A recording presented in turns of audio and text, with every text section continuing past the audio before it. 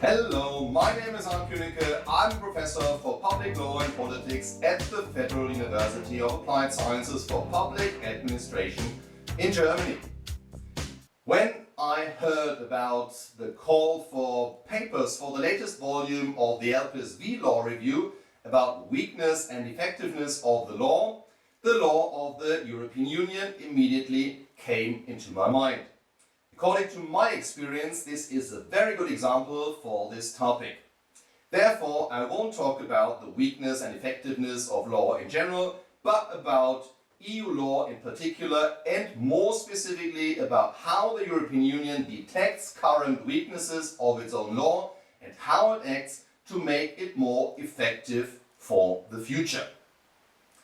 The legislative power of the European Union is based on the provisions of the Treaty of the European Union and the Treaty on the Functioning of the European Union, its so-called primary law. On the basis of this principle of conferral of Article 5, Paragraph 2, Treaty on the European Union has only legislative power in the areas which are conferred to the Union by the Member States in the treaties. In these areas, the European Union has the competence to adopt its own legal acts in forms of regulations, directives, decisions, recommendations and opinions, the so-called secondary law. This is the law made by the European Union institutions, namely the EU Commission, the European Parliament and the Council of the European Union. An important area in which the European Union became active in order to harmonize the law in its member states and to strengthen the right of its citizens is consumer law. This is part of the shared competences of the European Union and its member states. The preferred form of legal acts in the area of EU consumer law are directive. Unlike regulations, which are directly applicable in all member states after entering into force, directives are not directly applicable in the member states. They must first be transposed into national law by the parliaments of the member states before they are applicable in each member state. Directives are usually prepared by the EU Commission and adopted by the Council of the European Union and the European Parliament under the ordinary legislative procedure. In consumer law, the EU Commission generally becomes active because it sees the necessity of a common action when the objectives of the proposed action cannot be sufficiently achieved by the member states themselves. In this sense, the European Union only starts its legislative process when it detects a weakness in the existing laws in the member states and calls for new common rules on the level of the EU law to harmonize and improve the existing law. This is the practical application of the principle of subsidiarity laid down in Article 5, Paragraph 3, Treaty on the European Union, only allowing the European Union to exert its shared competences when the objectives of the proposed action can be better achieved on the level of the Union. Each EU directive in the scope of consumer law therefore has the purpose of strengthening the rights and protection of the consumers in a specific area, such as contract law, financial services, e-commerce or product liability. To protect the consumer in these areas better than before, EU consumer law directives include various measures and provisions to reach this goal. However, in many cases, only the later practice is able to show if the desired improvement of the rights of the consumers not only exists in legal theory, but also in practice. Therefore, the EU Commission evaluates each consumer law directive usually after a period between 8 and 10 years if it fits its purpose and has delivered the desired changes to consumers within the European Union. In line with the better regulation guidelines and toolbox, which provide common standards, when the Commission carries out an evaluation of an EU directive, the evaluation itself assesses the effectiveness, efficiency, relevance and coherence of a directive. First of all, the directive has to be effective in terms of fulfilling the expectations in meeting its objectives. Secondly, it has to be efficient in terms of cost effectiveness and proportionality of actual costs to benefits. Thirdly, it has to be relevant to current and emerging stakeholders' needs. And finally, it has to be coherent internally and externally with other EU interventions or international agreements. Any evaluation of a directive is reported on in an evaluation report, which takes the form of a Commission staff working document. If the evaluation of a consumer law directive comes to the conclusion that it is not effective, efficient, relevant, or coherent, the EU Commission usually proposes an amendment or even a repeal of the directive. In most of the cases, only parts of the directive are evaluated as ineffective, and because of these shortcomings, they are amended. For example, the Consumer Rights Directive of 25th October 2011 amended the Consumer Sales Directive from 1999, which itself was fully replaced by the Sale of Goods Directive of 19th May 2019.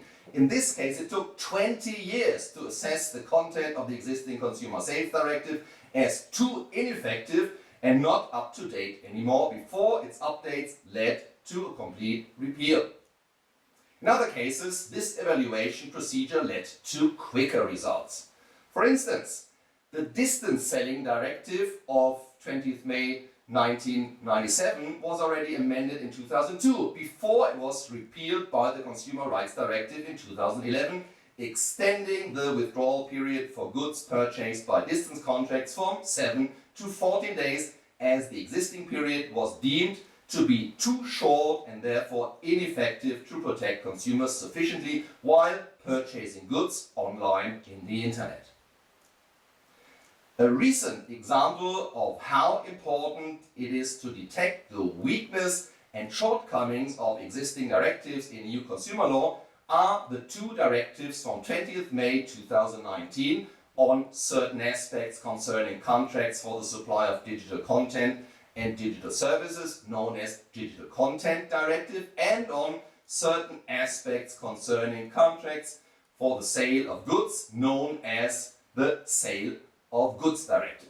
Before these directives were enacted and came into force, the consumers in the European Union were not sufficiently protected in all member states when they faced problems with goods with digital elements. Consequently, they had no legal means to sue the professionals when their products with digital elements such as smartphones, smartwatches or smart TVs, or digital services such as cloud or streaming services were not provided with necessary updates and therefore not functioned properly. This lack of protection was healed now by the provisions of the new directives from 2019, which had to be implemented by the Member States by 1st of January 2022. Also, the Consumer Rights Directive from 2011 successfully protected the consumers within the European Union from the widespread practice of pre-tick boxes on websites and the internet, which led to the inclusion of unwanted additional services such as insurances against payment when the consumers just wanted to purchase a ticket for planes, trains or any other means of transport. However, there are still some shortcomings in existing EU consumer law directives which are obviously a weakness of EU law but not being eliminated by necessary amendment of the directive in order to make it sufficiently effective. In the same Consumer Rights Directive from 2011, the EU legislator prohibited traders to charge consumers more for paying by credit cards or other means of payment than it actually costs the trader to offer such means of payment. The expected ban of extra fees for the use of credit cards could yet not be reached in practice. Many traders took advantage of a loophole in this provision. Instead of not charging the consumers anything extra for using credit cards as means of payment, they only offered the payment with a specific credit card free of charge and charge the consumers using other types of credit cards an additional fee of up to 25 euros. Although this practice is obvious and contrary to the desired outcome of the provision, the EU Commission did not make any amendments to the Consumer Rights Directive yet to prevent its misuse. To conclude, the European Union as legislator has the power and means of detecting weaknesses in its own law to eliminate them and to make its own law more effective.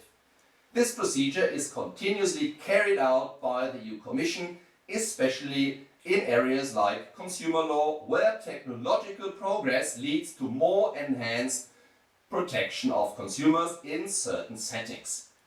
For the most part, these efforts are successful. Sooner or later, the EU legislator gets rid of existing shortcomings and makes its laws more effective to protect the consumer the best possible way. But successful lawmaking takes time and needs to be based on continuous evaluations of the effectiveness of the existing law. So not every weakness of EU law can be detected and revised immediately and be turned into effectiveness soon after. But the revision of the Product Liability Directive from 1985 and its complete repeal by the new Product Liability Directive from 23rd October 2024, which needs to be implemented by the Member States latest by 9th of December 2026, shows that the European Union indeed has a well-functioning instrument to detect weaknesses of law and to improve the effectiveness of law in line with its own commitment to better lawmaking, even though in some cases this process might take much longer than expected.